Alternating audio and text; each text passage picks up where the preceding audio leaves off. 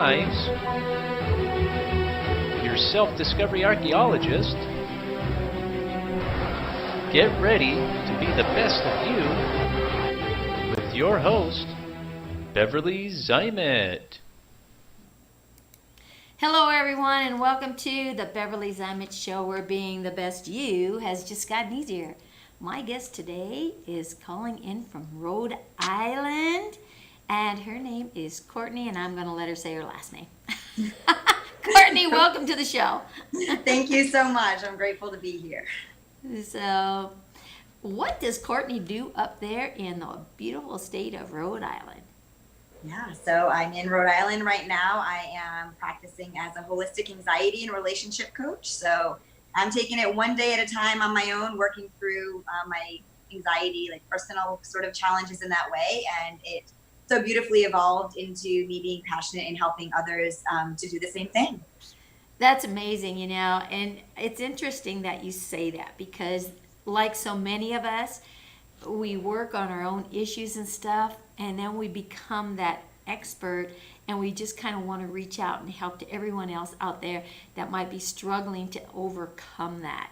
And that's what this show is all about. Being that best you that you can be is overcoming all of those obstacles that wanted to run on autopilot, that was, being what we didn't want to be, right? So how do we overcome that in the step-by-step thing? And it's like you get excited, and it's like, oh man, I want to help the world. What can I do? Oh yeah, I can help them get through the same stuff that I got through, because you know what? People really aren't so different from the rest of us, right? We all Absolutely. have different issues and things like that, that once we start to face those issues and we start to recognize that, wow, you know what? There is a better version of me. How do I find it?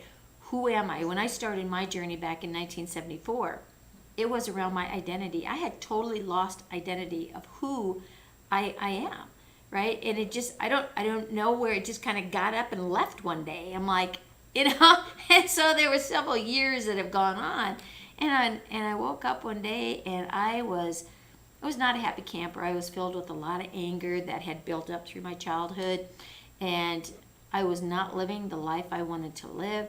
I had 3 kids under the age of 5.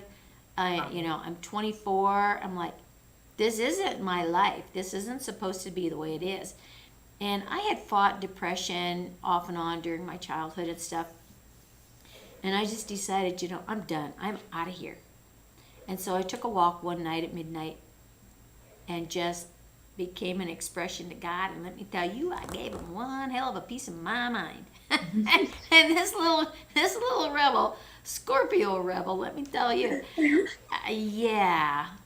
And afterwards, I totally exhausted myself because I was releasing all of that anger.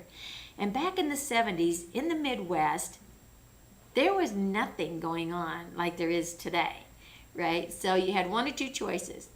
They sent you to the nut house, or they sent you to the shrink and he gave you some drugs, or sent you to the nut house. End of story. And that was the verbiage we used back then. That was it, right? And it's like, I ain't going there and I ain't going there. So I'm off the planet, right? and and those were my options, right? 1, 2. You chose option 3. It was option 3. But after I had gotten done just really, really just exploding everything out of me in that anger, I was so exhausted and just almost like I couldn't breathe, and I was crying and screaming and kicking dirt and throwing rocks and you name it. But it got quiet. It was quiet out there when you're walking down a gravel road at midnight in the middle of Iowa. Right? I'm sure. So I'd been intuitive all my life, and I heard this voice, which I presumed was God at the time, saying, well, who's going to take care of your kids if you're not here? It's like, are you kidding me? You're going to pull that card? Are you kidding me? And then I hear my dad's voice saying, if you're having these kids, you're going to have to take care of them because your mom and I have enough of our own. I'm second oldest of 11 kids. I knew what that meant, right? And I'm like, oh my God, I guess I'm not getting off of this planet right now. So it's like, fine, if I got to stay here because they're all under the age of 5, that's going to be a while. So I started putting demands out there. I wanted this, I wanted this, I wanted this, I wanted this, right? And the voice goes, okay. It's like, okay? You're just going to say, okay? What does that mean? Right? And so I started paying attention. And later, in the 80s when I moved to Denver in 79 and I started meeting people that introduced me to the other worlds, the spiritual world and stuff, and really helped me to understand the intuitiveness and the voices that I was hearing. It wasn't God. It was the divine essence. It was God speaking through my higher self, my soul. So it was me talking to me. So who was I angry at? Who was I yelling at? Who was talking back to me? Whose choice was it? Right? Yeah. And I really started paying attention, and that's when my life really started to change. I started living my life for me and my kids, and I got my act together. I found my identity. And it was interesting, some of the looks that I got back then from relatives and people that knew me, because it was a small community, right? When they would say, oh yeah, I know you, you're so-and-so's mom. Oh, I know you, you pump the gas. Oh, I know you, you write for the newspaper, right? And it's like, all this association, was my identity. And it's like, I would say, no, my name is Beverly. You can imagine the looks that you got, it's like, what? Right? Or they say, oh, you belong to so-and-so, because I was married at the time, right? And it's like, I don't belong to anybody. I mean, my little rebel was starting to speak up and speak out and expose. And at that point, I really didn't care what anybody else thought. I wanted my identity back. I wanted to know who I was. So I got my act together. I packed up and I made the move. That was the top thing on my list. Get my divorce, get out of Iowa, these things, right? And I did, and I told my soon-to-be ex at that time, I said, I'm packing the kids, we're moving to Denver, and you give me any shit you wish to God you never met me. You talk about a little rebel, right? And it's like, whoa. And so many people had no clue, because I never expose my dirty laundry, so to speak, and it's like, oh my God, what happened? What's going on? Because they thought everything was happy ever after. Well, you know what? You're not walking in my shoes. You're not sleeping in my bed. If you want to judge me, it's your problem, not mine. I'm out of here. Right? Right. And sometimes we have to do that. Sometimes we get so caught up, and I'm sure you found this probably with yourself and even with your clients, that you get so caught up in what you believe and think other people want you to be, that you really lose sight of who you are. So it boils down to, who really am I? And when you can start to identify who you're not, it's easier to identify who you are. Absolutely. And then find that purpose for being here. Right? Yeah. Yes. Yeah. So I resonate with so much of that. Tell me a little bit about your journey and how it got started and why it got started and where you are on that journey. Because it never ends. I mean, mine started in 74 and it's still going. Yes, I think that's really important to point out as well, of like there is no finish line or end point. And I think for so long in my life, I thought that it's like, when I just get here, when I just accomplish this or that, I will feel confident, or I'll find myself, I'll find my life's purpose. And it's like, it's continuously evolving. Yeah. And I think that's been one of the biggest pieces in my journey of bringing me peace and sort of being able to stay present, is recognizing that it's okay to evolve and change, and there is no finish line, like you're saying. Right. And that you don't have to be at the end to be able to help somebody start where you began. And I think that's really important. Like, I identify it with helping people who are where I was, 5 years ago, or that sort of thing. It's not like I have to be at the end of my journey to be able to, start supporting people now. And so that's been really important. But I also want to mention that I'm just so glad that you heard that little voice that night, and that you're still here and you stuck it out. It's really inspiring, and obviously just wonderful that, that came at that time and that you were able to work through that. So I'm glad for that. And yeah, so I feel like I struggled very similarly with who am I? What is my identity? And I think from when I was very little, I was told like, oh, you're just shy or you're just anxious. And because I was nervous around people, and it's okay, you just don't like to be around people. And I was told that by my parents or teachers. And so I started to absorb that and just assume, okay, I am just an anxious person, right? I don't like to be around people. And as I've continued to grow and find out, wait a minute, who am I?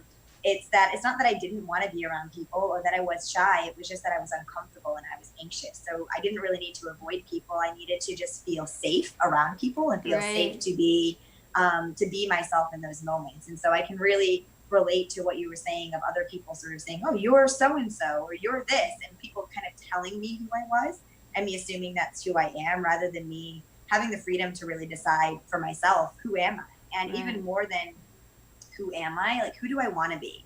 So I think I struggled and still do to some extent of finding out, like, who am I really? And I lose track of sometimes, like, who do I want to be, right? I think sometimes we feel like we have to figure out who we are, but we forget that we get to create who we are, that we weren't born one way and that's how we have to be forever. Like, we can decide what brings us joy, what is fun in our life, how do we want to show up. And so that's really what I'm leaning into now. It doesn't really matter who I think I am or I'm supposed to be. Like, who do I want to be today? How do I want to show up today? And that's been really helpful along my journey. And similarly, I am almost divorced myself now. It's been a long process to get there, and I just feel such freedom because as I was approaching 30 years old, I felt like I wasn't married, and I felt so much pressure from society that something was wrong with me and I needed to get married, and I would feel loved and I would feel special and everything would be okay if I just found a husband and then had children and sort of check those societal boxes. Right. And so I started doing that. I was living life for other people. I was living life according to what I thought I was supposed to. And I really was abandoning myself, abandoning my intuition. And so I got married, and then I realized I'm more miserable really than ever before. And similarly, I'm a naturopathic doctor by training, and I felt like I don't know enough. I'm not smart enough. I don't have, people won't really resonate with me or trust me. So I need a degree that is, a really esteemed degree, so that way people will be able to take me seriously. Gives you that status quo, right? Yeah. And so I chased that, and I went to school, and I thought, like, okay, this is going to be great. And I graduated, and then upon graduation, I was like, okay, I still don't feel confident, still don't feel like I know what I'm talking about. Now I actually feel even more pressure because I feel like people assume that I know what I'm talking about because I have this degree.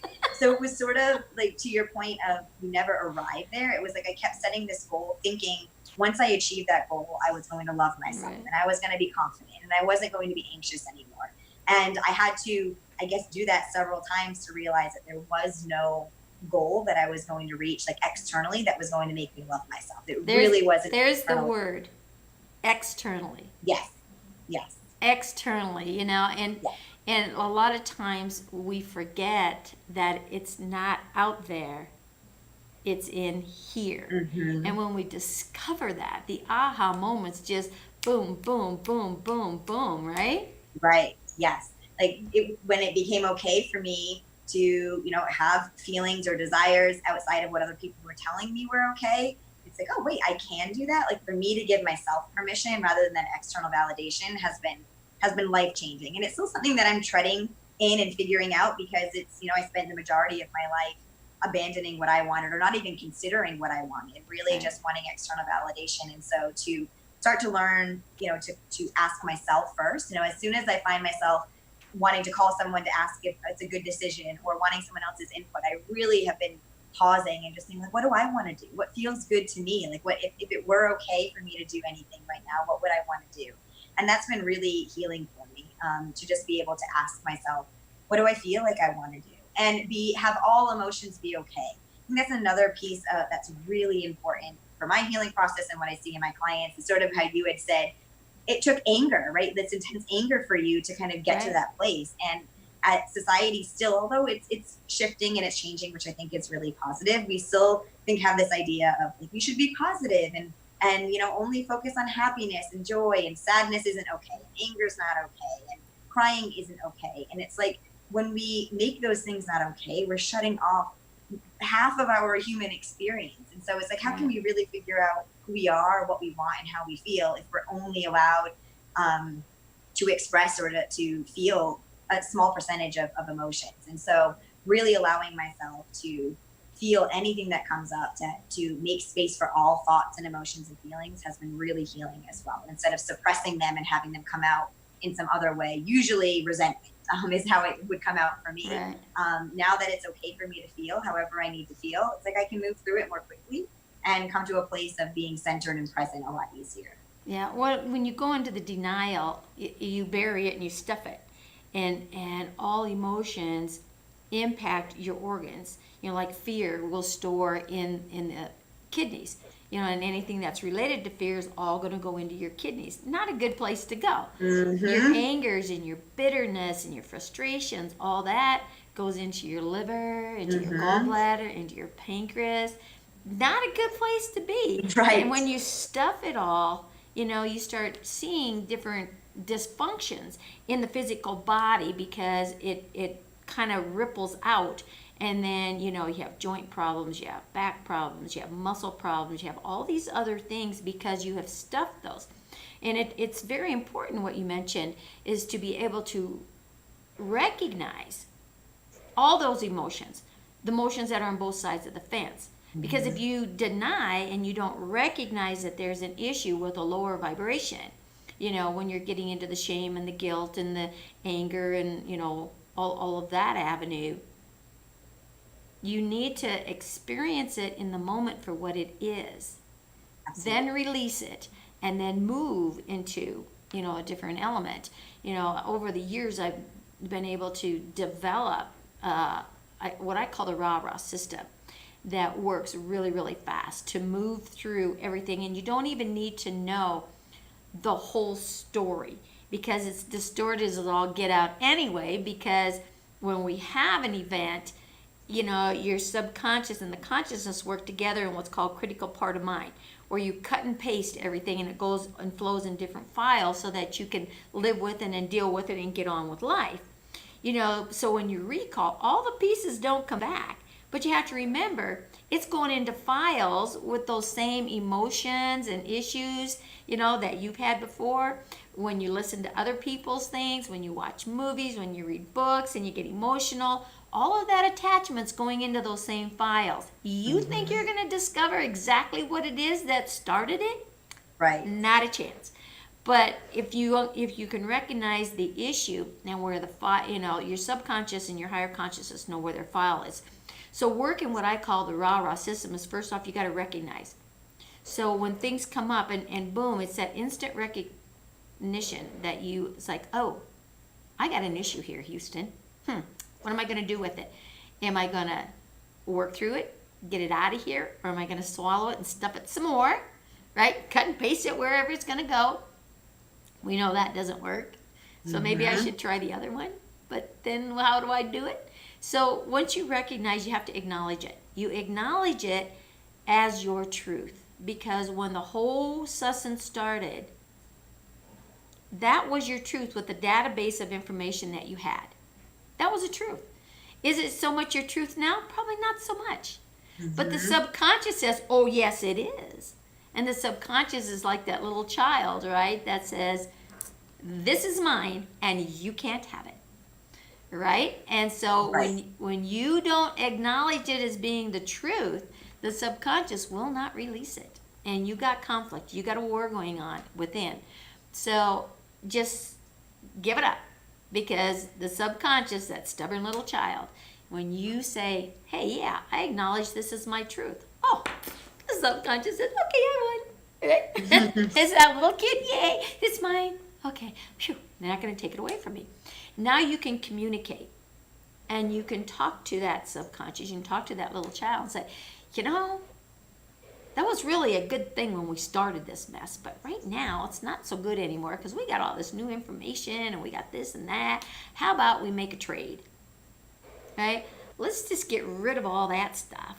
And if we put this stuff in, we're going to have so much better. We could do this. It's going to be fun. It's going to be whatever. And a child likes to play. The subconscious likes to play. But it likes to be right. But you have to make it right.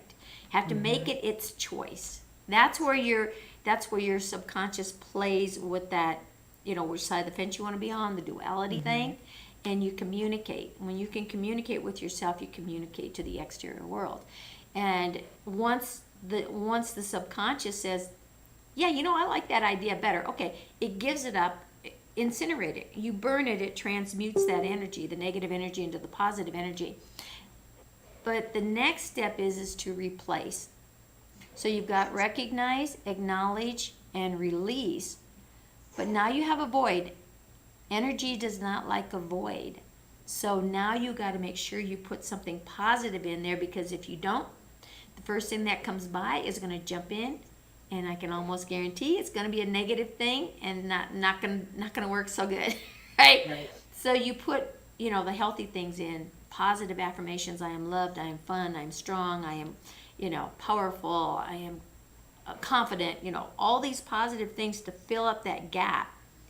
And then you give that to the subconscious by accepting it as your new truth.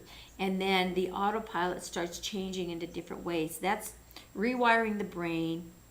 That's creating the new dendrite firing. It's the neurotransmitters now that are going to be changing. Your autopilot's going to start to perform differently. And the more you do that, the more you stay elevated into that higher positive charge instead of sliding down into that negative charge, right? Does that make sense? Yeah. Yes, it does. That's really powerful. And that's what I do personally, and what I also work with clients. I think like what you're saying is so many people try to avoid something or get rid of it without really acknowledging that it's there first. And like avoidance doesn't work in that way. Avoidance just makes it bigger and bigger. And so what I realized for so many years, I was trying to get rid of my anxiety. Like I just don't want to be anxious, and was trying so hard to push it away. And all that was really doing was, the only way for me to know if it wasn't there was to scan to see if it was there. And so I just kept bringing more attention to it. And so it was more so like what I lean into now and invite clients to as well, is that our goal, even though our goal is to feel less anxious overall, we're not trying to avoid anxiety. We're allowing it to be there, and yet not letting it in the driver's seat. Like we're making decisions from a place of values and goals and dreams, not from a place of fear. But that the fear can be there, right? The anxiety can be there, like you're saying. It has a place, and it probably evolved because it was supporting you and serving you well at some point. It just isn't serving you that way anymore. And so I agree totally. A lot of that, like inner child work and going back into kind of where did this belief first come from, acknowledging it, accepting it, having gratitude for it of where it came from, and then saying like, okay, I think maybe we have a better way now. Let's try it this way instead. And it works beautifully. Yeah. Yeah, it does. And it's just, again, it's that inner conversation. And when we start really having those great conversations inwardly, to be able to take that out into society and to communicate, because I think that was one of the biggest mistakes on the planet is miscommunication. Because everybody wants to be right. Everybody wants to be right, and what's right for you is not necessarily right for me. What's truth for you is not necessarily truth for me. So it goes back into, not laying judgment on that other person, but honor and respect that other person for who they are and what their beliefs are and the journey that they're on. Just because it differs from yours doesn't make it right or wrong. So, I work on the theory is there's no right, there's no wrong. There's just the is. Whatever your is your is. And everyone has their own is.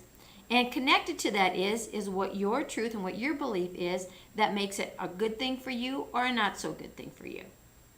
Absolutely. Right? And so when you can live those theories, you begin getting more confidence in yourself, you have less doubt, you have more direction, and you can find your purpose, you can find your identity. And a lot of times we get so much stuff buried on top of that is I don't know who I am. I hear a lot of people say that. I don't know what I want. I don't even know how to dream anymore. How do you find your purpose? If I don't even know who I am, how do I find my purpose? It's like, well, you know what? Let's stop figuring out who you are.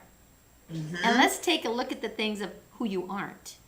Yes. So when you start moving what you're not away, all of a sudden, here comes this beautiful soul out that's like, Wow, where the heck has she been? Right? Yeah, it's like giving yourself permission to bloom in that way, to actually go into those areas that you've closed off for so long. And Right. I think that like objective, there's no objective truth is so important. And that's, you know, what I really started to realize in my relationship and the demise of my marriage.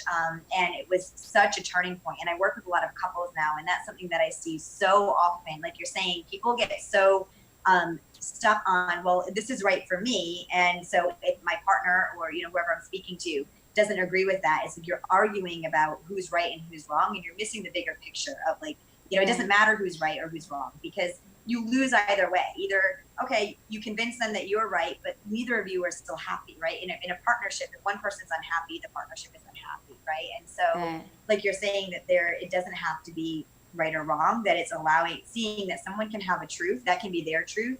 It doesn't have to be yours, right? They can be right in their worldview. You can be right in yours. And then it's like, how can you come together to compromise on what you need? And that is so important. I think, like you're saying, in terms of the lack of communication that people have, because we take such stake in, no, my way is the right way, rather than realizing this is my way. I can hear your truth. I can recognize that's true for you, and I don't have to adopt it as my own. I think we feel like if we're acknowledging somebody else's truth, that means that we're wrong if we don't agree. And that's not the case. We can acknowledge their truth and realize that that's still not our own. And I think that's really powerful. So I'm glad you brought that up.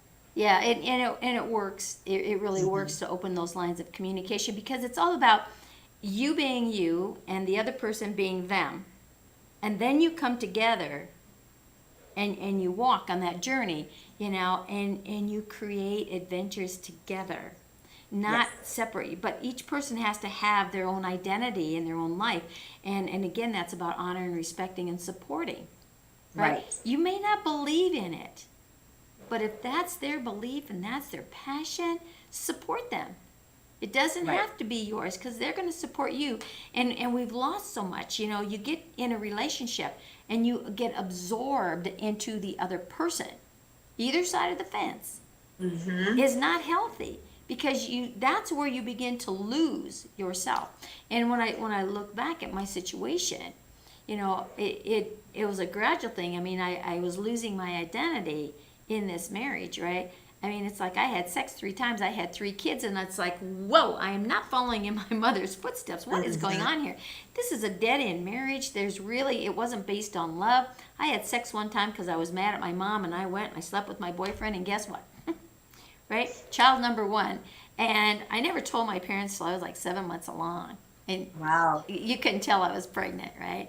And first thing out of my mom's mouth was, well, you know, you don't have to get married. Well, don't tell this little girl. You've been trying to tell me what to do since I was 2 years old, and it didn't happen, right?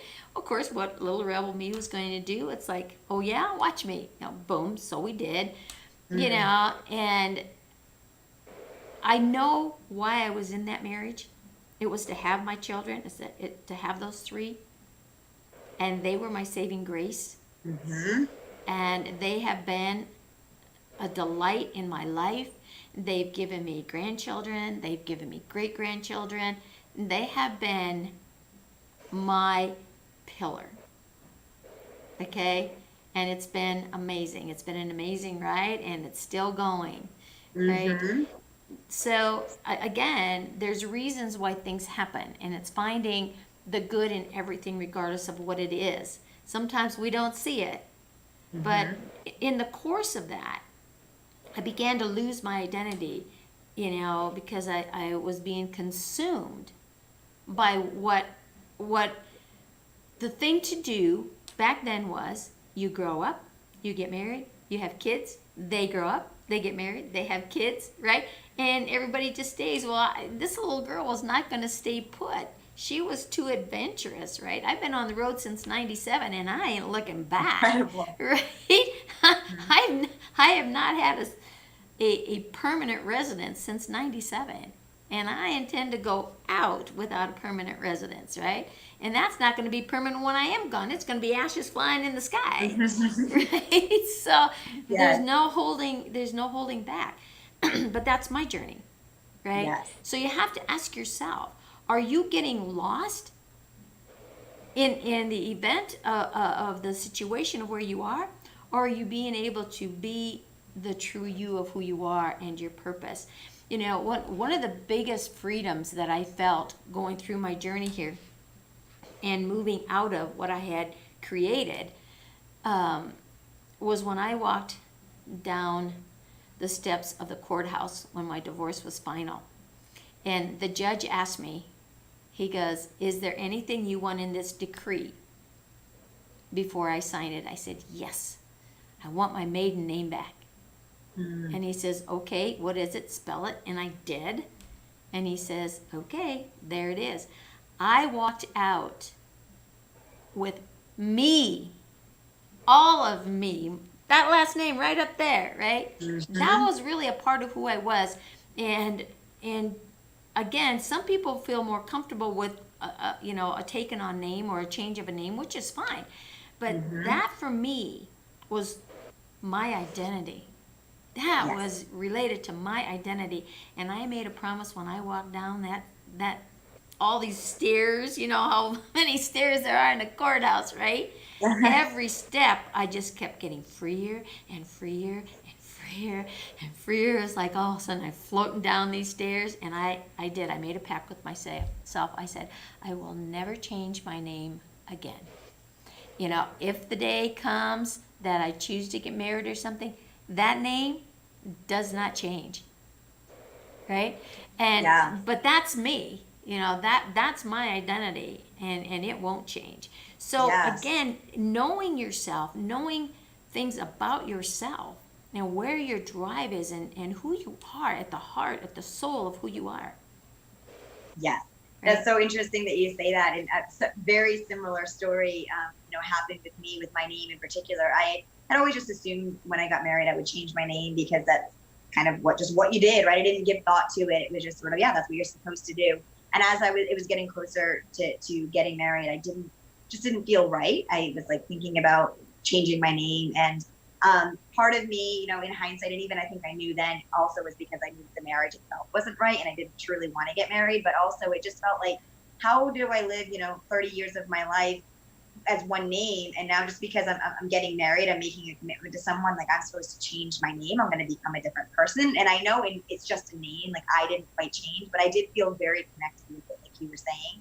And I ended up changing my name, and a couple of months in, I could not get over it. I wasn't using my new name. I still wanted to use my maiden name because I just felt so connected to it. And so even while I was still married, I ended up changing my name back.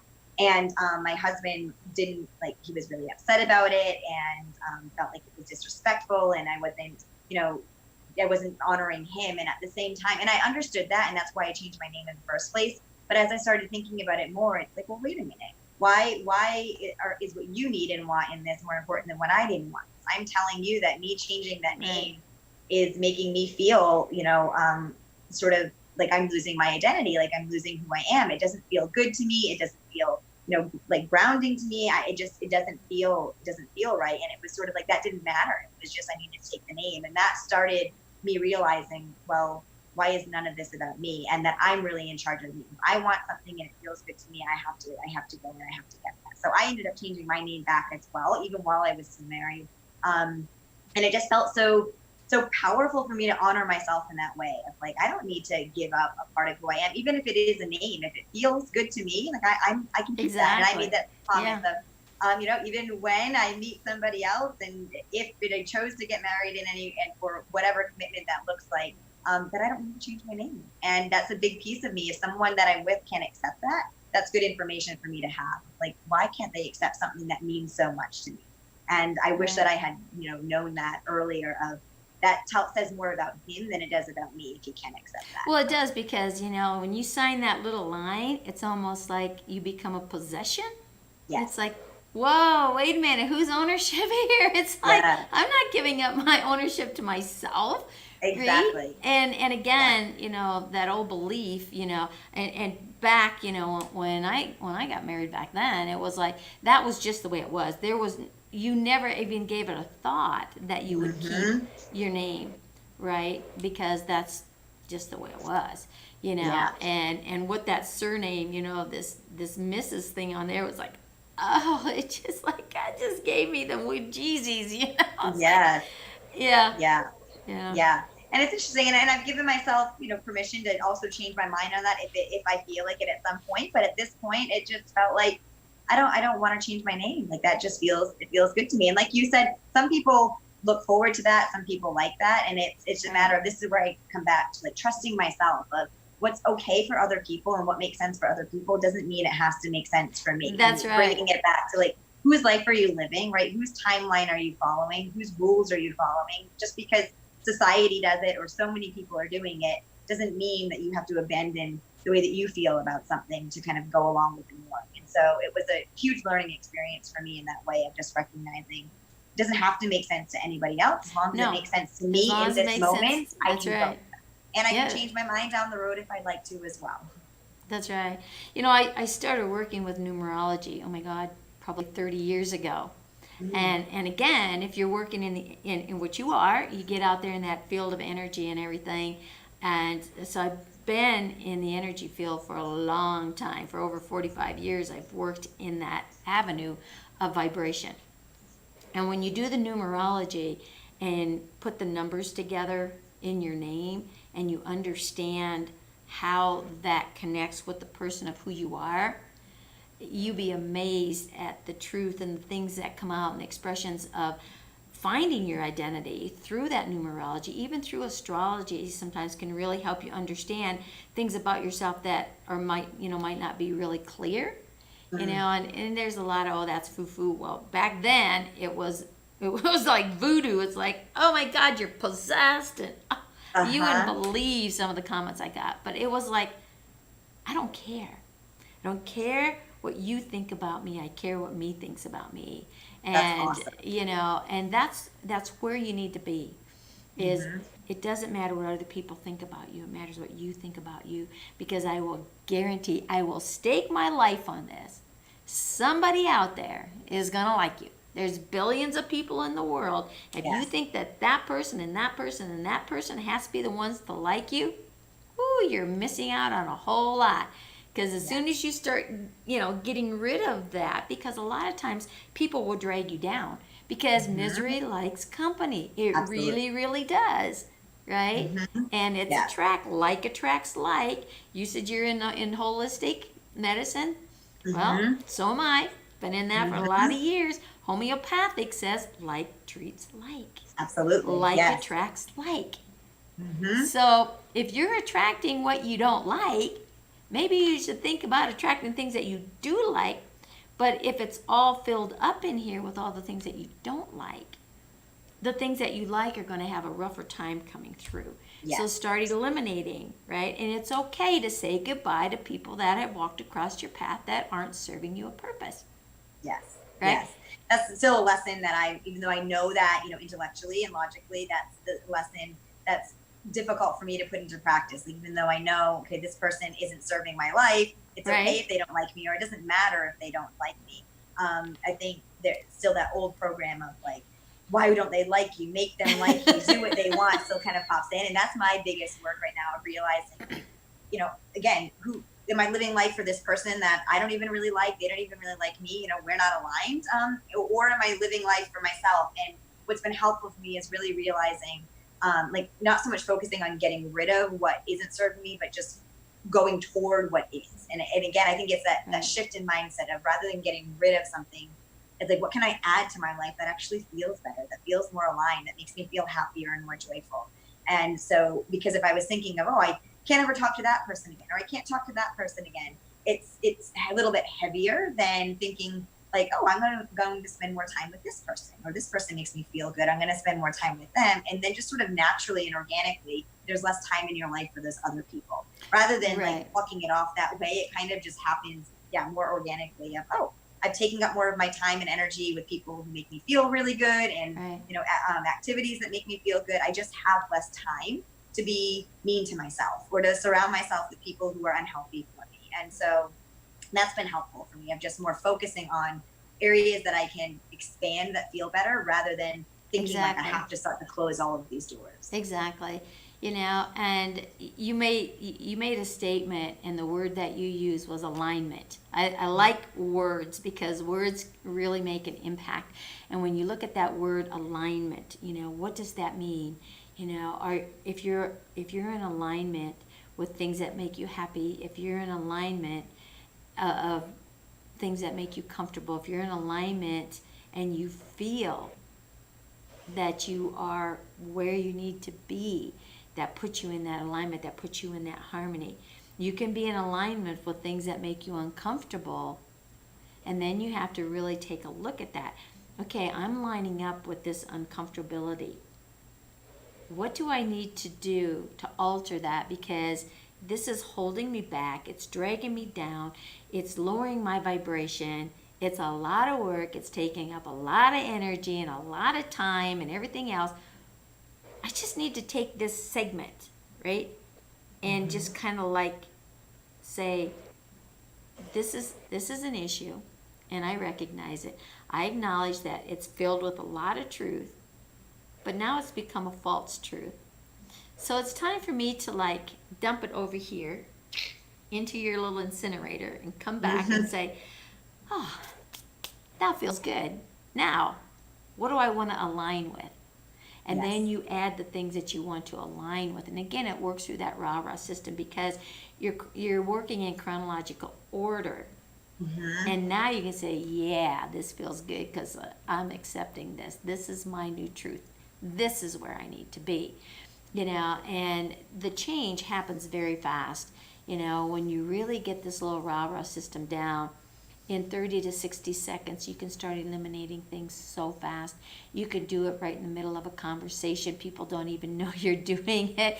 You're not going to respond on autopilot. You're not going to speak before you think, right? Because you want to just like go for that juggler, right? And you're thinking, am I going for their juggler or mine? Yes. Right? Yeah, because we are that reflection, right? We're that reflection of one another.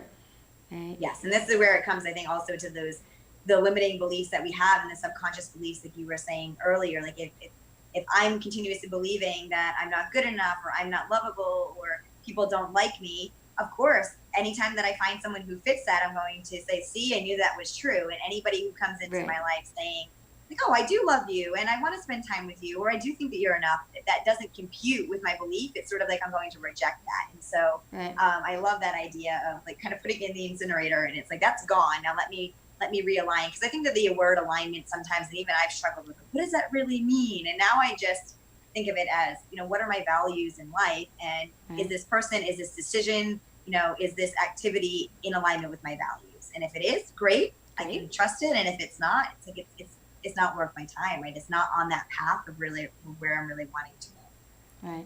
Right. And that helps you to really grow faster in these massive leaps and bounds instead of these little baby steps. But you got to start somewhere, right? And when we talk about our own personal healing and being in the industry and being there, guiding others as you get stronger and stronger, because it's like you're on this journey together, and you're watching them come through things that you've already been through, and you can just say, great job, right? Because you're healing other parts of yourself as you're assisting their healing journey, which moves you further. And it's like, hey, there's more down here. Just keep on coming. I just went through this. Oh my God, you guys are going to love it when you get to the other side of this, because it's so new and it's fresh. And you're not alone. And again, we are of an element. The human element is connected with other people. We're all one, right? We're all made from the same substance. It doesn't matter what sex, what color, what creed, what belief, what nationality, and none of that matters. We're all in the same skin bag, made of the same stuff, just rearranged differently, right? It's time we start working as a unit instead of as a whatever, right? So when you can connect and work together, because people do need people. People need people. And when we look at some of the things that are going on in the world today and how that separation has happened and what it's done with the mindset of a person, it really starts to play on those fears, because 6 weeks is enough time to create a new belief, a new fear that we're being fed on. I mean, this whole thing, and it's like, where is your belief? Where are you in your own mind, in your own belief, in your own truth? Where are you in what's going on in the world? What Right. side of the fence are you on? Is someone manipulating you and moving you into a belief that somewhere inside is a conflict? Are you avoiding this distancing? Are you avoiding people when you need to be embracing them? What are you doing to your soul and the growth of your experience here? Where are you taking it? Yes. What side of the fence are you on? What Yes. side of the fence do you want to be on? You can't be on both sides at the same time. You Mm-hmm. can't be happy and sad at the same time. Totally impossible. It takes a lot more energy to be unhappy than it does to be happy, Yes. right? And when your mindset is up in that avenue of that higher vibration, the lower vibrations of discomfort and everything that we label as being out of balance and out of whack can't get there. It's just not an option. I've been on this planet 70 years. My belief is I'm 45. I will never leave 45, because for me, that was the best year of my life. That was the most freedom I felt. Everything in my life was perfect for me. So I'm remaining at 45. So I live, I respond, I react as 45. I love that. I've never been sick a day in my life. Because why? It's not an option for me. So if there's things out there and people are saying, yeah, but what about this and what about that? I say, that's not an option for me. That is totally not an option. So it's completely removed from my belief system. And it's not going to enter in. You have that choice. What's an option for you? When you choose that option, that becomes your belief, it becomes your personality trait, it becomes who you are, a piece of your identity. So when you take an option on, you opt into that, know what you're opting into or out of, right? Yeah. And Yeah. that is going to make a whole different world on how you perceive it, how you live it, how others perceive you. And again, it all starts where? Right in here, right in here. Someone said on my show that, and I told them I'm stealing this, so I'm going to steal it and I'm going to express it. The longest journey you will ever take is the one from your mind to your heart. It's like, whoa. Yeah. That is like, wow. I have a book out called The Power Formula.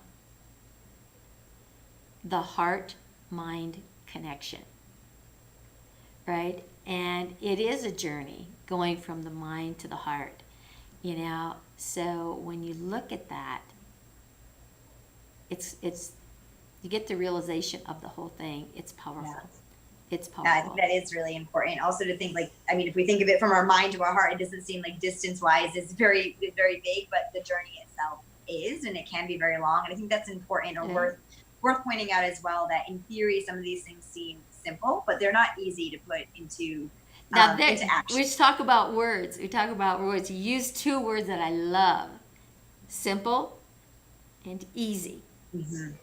Okay? You can make easy simple if you choose. So easy is at the beginning of the alphabet, right? In the dictionary. Simple is way over here at the other end, right? There's a lot of words in between there, right? So you have that choice. You want to use ease or do you want to use difficulty? And the D comes before the ease. So you can choose difficulty or you can use ease. And if you want to run all the way to the end to find out how to make it simple, and then you have to run all the way back, doesn't necessarily still make it easy. But you're the person who makes it difficult.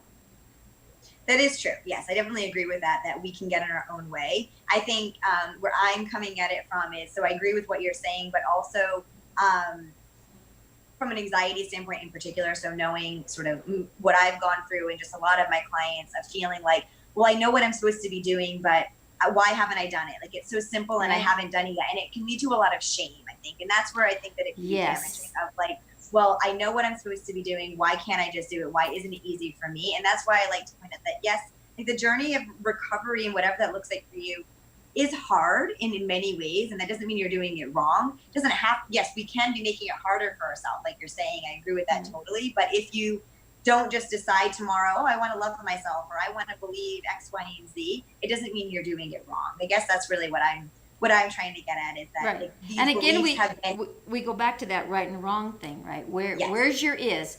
Find your is and then decide where you're going to put him.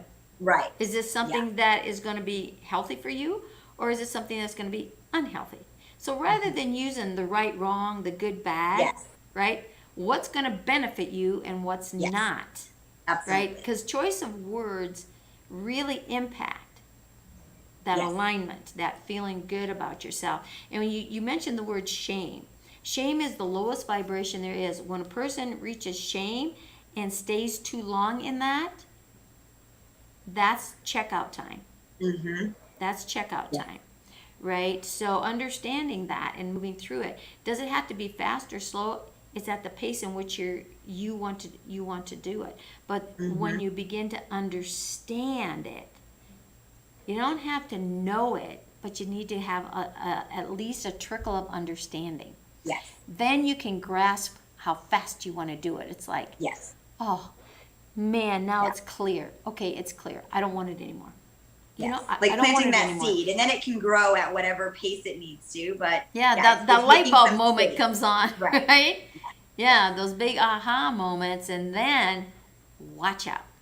So be able to really recognize those. But I really feel that the understanding. So I worked with a client here a few days ago, and the situation that was going on in their marriage and the relationship and everything, and with his health. He's a vet. There's a lot of breakdown from being in Vietnam with Agent Orange, you know, so, and it's gone into 3 generations now where their kids ended up, you know, having issues, and then the grandchildren had issues, you know, so it was a lot. And then trying to understand what the PTSD is, what that being in the battlefield is all about, you know, all these different things that you don't have any relevancy, you can't relate to it.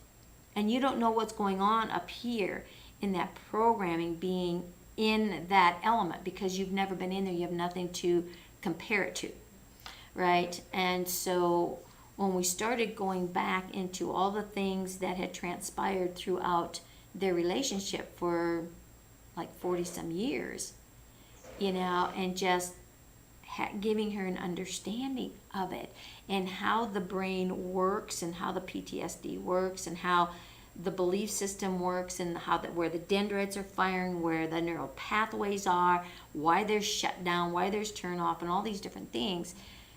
She just kept having light bulb moments after light bulb moments after light bulb moments, and her release, all of a sudden it's like, it's not me. No, it never has been. So oh powerful. My God, yeah. the relief, the freedom that she was, you know, lifting, and it was interesting because she is heavy, right? And it's been going on, I think, like 5 or 6 days. So we're working through a lot of emotional stuff.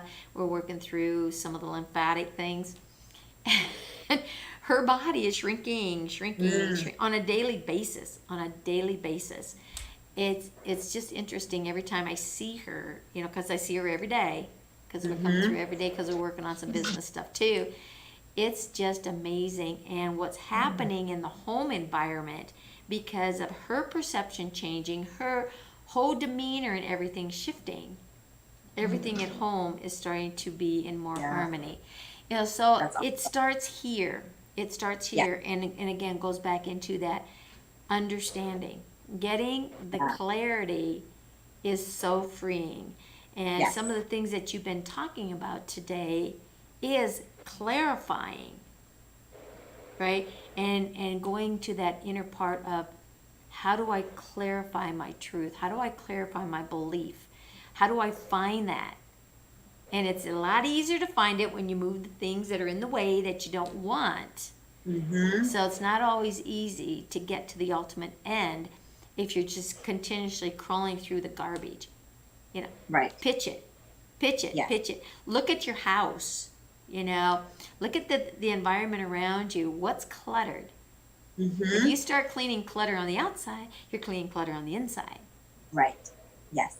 right? Yes. You know, and look at it that Yeah. way. Oh, well, here's a piece of my life that, I bought this, thought I was going to use it, and that was what, I think 10 years ago? Mm-hmm. Am I ever going to use it? If I haven't used it now, chances are, no. Okay, recycle, either into the trash, out in the front yard, somebody can pick it up, or Yeah. you take it down to the secondhand store, you just give it away, or Right. whatever, right? Yeah. And that is freeing. That is That's so a great freeing. point. Yeah. Yes. So you I struggle with that internally. Like, I have trouble letting go of things like externally, and really seeing I also have trouble letting go of things internally. And so Mhm. that's a great kind of realization to see too. Like, yeah, getting rid of things externally that aren't serving me anymore is also like, oh, I'm making space internally to get rid of things that aren't serving. go into your closet. That's a good Yeah. place to start. Go into your closet. How long ago have you worn this or this or Right. this or this, right? And it's like, maybe I should let it go, right? Right. Right. The same way, Yeah. that's, it's the same thing when you go into your cell memory, right? You have Yeah. those little recognitions, right? And it's like, yeah, you've been around for a long time and you keep causing me problems, right? Yes. It's time to go. Yeah. I love that. Yeah, yeah. Your exterior is a mirror of your interior, right? And it's just stuff. It's an illusion here. It's just stuff. Yes. Right. Okay. Right. And likewise, like you're saying, like internally, all those thoughts, it's just stuff. It's not the thoughts, it's the story that we give them, and it's the meaning that we give them. And Yeah. so, like, we can give it a new meaning, we can give it a new story, or we can close the chapter, close the book altogether if it's not serving us. Exactly. And again, it's possession. It's like ownership. We have to have ownership, right? It's not about ownership, right? Because poof, and it's gone. Mm-hmm. You know, I really tested myself back in '97 when I got my RV and I was going to be headed down the road, and I had this big beautiful 4-bedroom house, and had all this artwork in it and all this stuff, I mean, it was decked out really nice, and it's like, okay, is that stuff me? No. Can I exist without that? Yes. So I was, okay, let's prove it to myself. Let's get real. How am I going to feel if I walk away from this? So I walked out the front door and I walked down to the end of the driveway, took a deep breath, and just looked out over the neighborhood, and I said, when I turn around, everything behind me is going to be down in ashes. How's that going to make me feel? I had, interesting things kind of Yeah. juggling around, right? And it's like, am I still going to be me? Yes. I Yeah. turned around and it was all gone.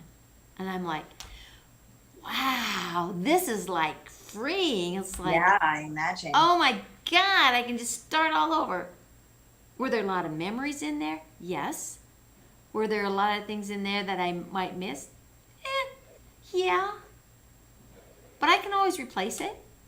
It wasn't there before, right? But I can Right. get maybe even better, right? Right. So it's like, wow, I conquered that. Okay, so now let's get realistic, right? I got to put a few things in the RV and what I'm going to take. Of course, there's all my crystals and stones and stuff, my books, my holistic and self-help books and all those things, So I'm taking those. My computer, of course, has to go, but it was very minor, and of course you don't have a whole lot of space in an RV anyways, but it really helps you to size down Yeah. into what really serves you purpose to Yes. make your life comfortable as you perceive it.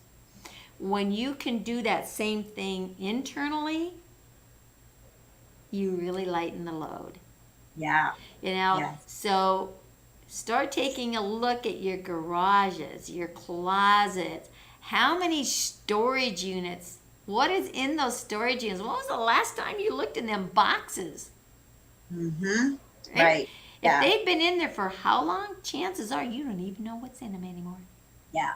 So have you I got think along it's without also them? like you can keep those memories. Like you had said, like you're not losing this stuff doesn't mean you're losing the memory that went along with it or the feeling that went along with it. It's you get to decide what do I want to like what do I want to take energetically with me, right? It doesn't have to be that stuff. You Right. can keep your memories even though you don't have that exact same thing. Right. They feel No good. one can ever take your memories from you. Yeah. Your mind is powerful. Keep it that way. Keep it healthy, keep it powerful. Stagnation shrinks the brain. When you shrink the brain, what happens? Alzheimer's, dementia, Parkinson's, right? Right. Whoa! Can you recreate more dendrite firing? Can you create those neural pathways? Yes, and it's been scientifically proven. Used to be saying, as you age, you can't create those. Oh, that's crap. It's been proven. So why do some people in their 80s and their 90s and they reach 100, they're still just sharp as a whistle? It's because they didn't quit living in their mindset. Yeah. Their belief that just kept going, they were adventuresome. They kept on going and going and going. It wasn't an option to stay stuck in this comfort zone. Yeah. Right? Yeah. Right. Absolutely. Courtney, we could continue this conversation like forever. But I just want to say thank you for being here. And audience out there that's listening, if you enjoyed what Courtney had to say, let her know, because this is a little angel that's really being a blessing to everyone that crosses her path. And she's making a difference in the world. And she's becoming that better her every single day.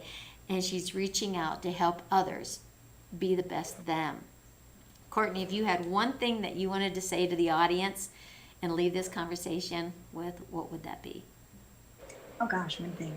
I would say to lean into courage over fear as often as you possibly can. Oh, God, that's so beautiful. Lean into courage and pick up on your confidence. That's awesome. Thank you so much for sharing, Courtney. Thank you. And we'll have to get you back on again, right? So it's time to go out there and go out there, be the best you that you can be, everyone out there, because Courtney and I are going to be the best we that we can be. And we're going to see you on another show. Bye for now.